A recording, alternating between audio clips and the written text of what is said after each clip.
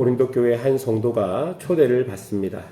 동업, 조합의 정기 만찬일 수 있고 친척의 혼인잔치일 수 있으며 도시 전체가 함께하는 축제일 수도 있습니다. 그런데 그 모임의 장소가 신전의 식당입니다. 1세기 고린도에서 시장에 나오는 고기의 대부분은 신전 제사를 거친 것이었고 사람들의 사회생활, 그러니까 사업과 우정과 가문의 경조사 등은 거의 모두 그 고기, 그러니까 신전 식당과 얽혀져 있었습니다. 그러니 그 자리에 가지 않는다는 것은 곧 사회적, 경제적 고립을 각오하겠다라는 뜻이 되는 것입니다. 고린도 교회 안에는 지식이 있는 형제들이 있었습니다. 그들의 논리는 명료했습니다. 우상은 세상에 아무것도 아니요, 하나님은 한 분밖에 없다. 그러니 우상의 제물을 먹는 것이 무슨 문제냐라고 이야기한 것이죠. 바울은 이 전제 자체를 인정했습니다. 그러나 8장에 보면 이렇게 이야기합니다. 지식은 교만하게 하며 사랑은 덕을 세운다. 9장에서는 자신의 사도적 권리를 복음을 위하여 스스로 내려놓는 본을 보였고 10장 앞부분에서는 광야의 이스라엘을 거울로 삼아서 다 같은 신령한 음식을 먹고 다 같은 신령한 반석의 음료를 마셨으나 대부분은 멸망하였다고 우상 숭배의 무서움을 경고합니다. 그리고 오늘 본문 14절 바울은 그런즉이라는 접속사를 이용해서 이 논의의 결론을 말하고 있습니다. 첫 번째로 본문은 두 식탁을 겸할 수 없다라고 말합니다. 14절을 보십시오. 그런즉 내 사랑하는 자들아 우상 숭배하는 일을 피하라 라고 이야기합니다.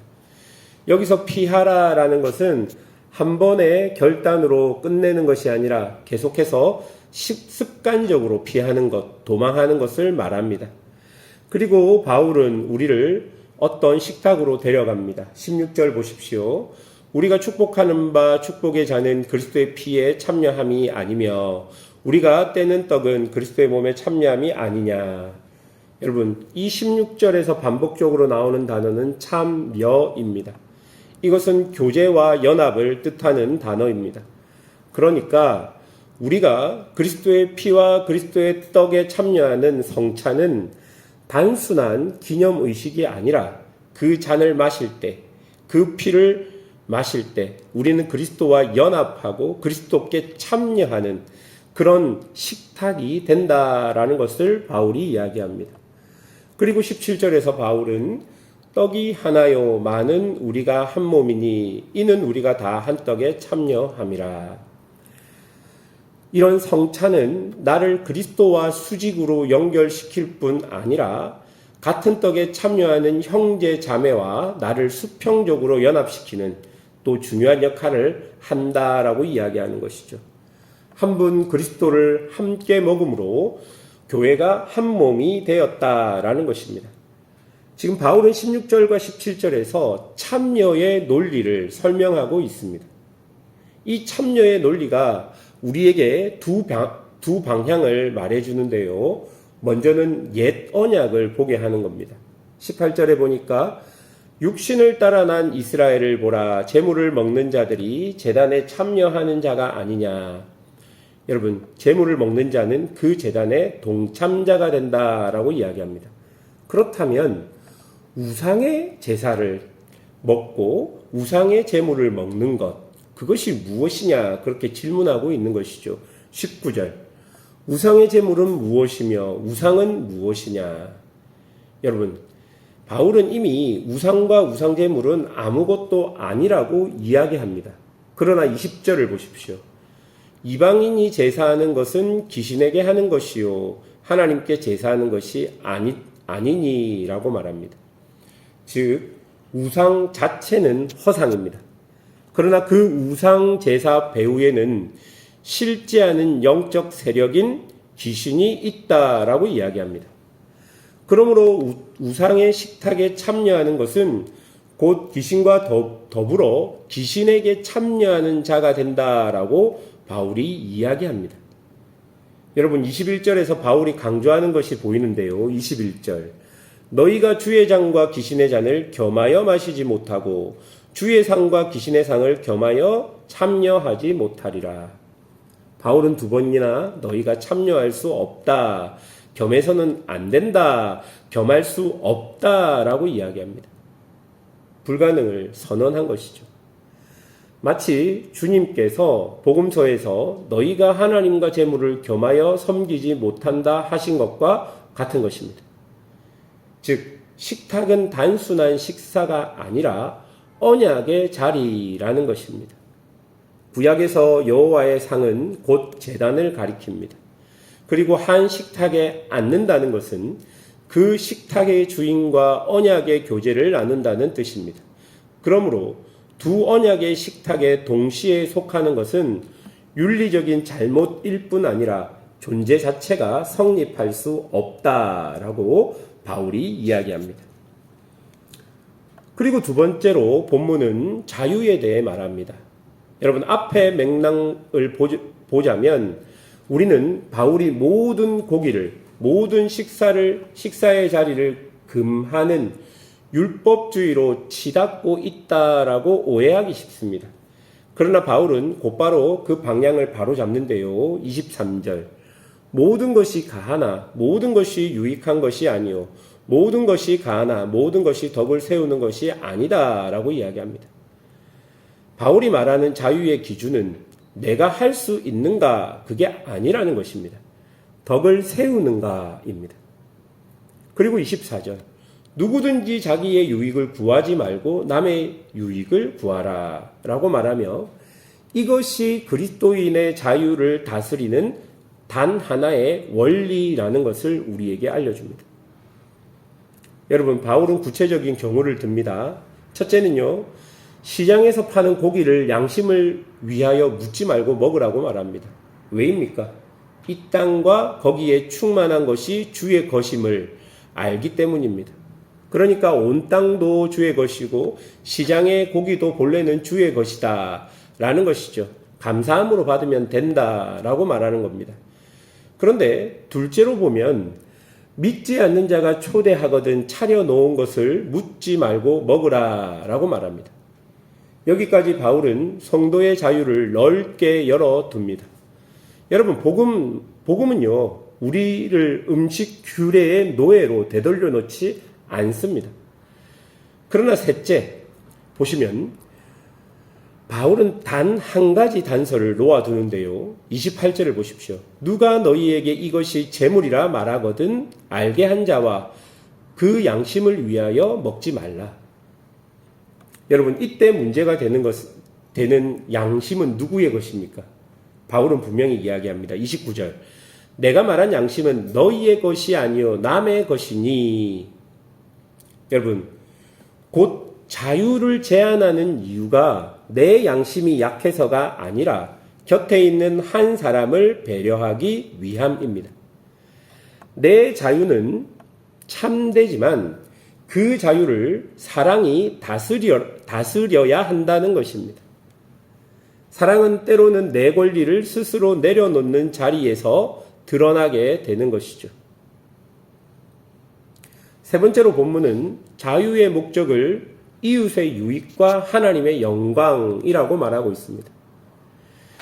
이제 바울은 이 모든 논의를 두 개의 큰 목적 아래에 모으고 있습니다. 먼저 가장 큰 목적은 무엇입니까? 31절. 그런즉 너희가 먹든지 마시든지 무엇을 하든지 다 하나님의 영광을 위하여 하라.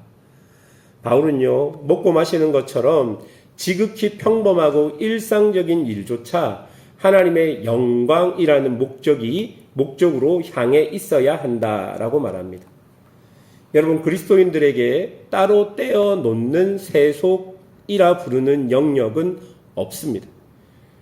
세속적인 것과 영적인 것이 우리 삶에 이렇게 따로 떨어지지 않는다는 거예요. 우리가 밥을 먹는 식탁도 그리고 우리가 생활하는 시장도 직장의 회식 자리도 모두 하나님의 영광을 위한 자리라고 이야기합니다. 그 다음 누구를 향한 목적입니까? 이웃을 향한 목적입니다. 32절. 유대인에게나 헬라인에게나 하나님의 교회나 거치는 자가 되지 말라라고 이야기합니다. 여러분, 거치는 자가 되지 말라는 누구에게도 걸림돌이 되지 않는 삶을 의미합니다. 그리고 바울은 자신을 본으로 내어놓습니다. 33절.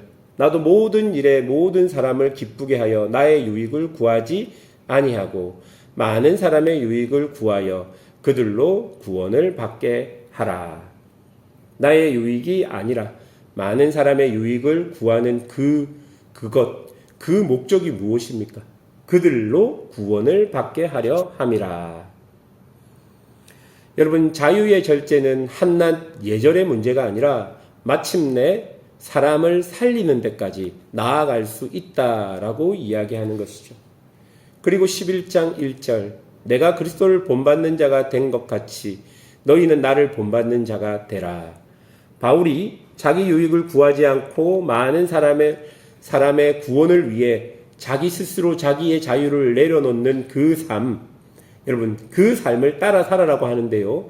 그 삶은 바울이 처음 만들어내고 살았던 삶이 아닙니다.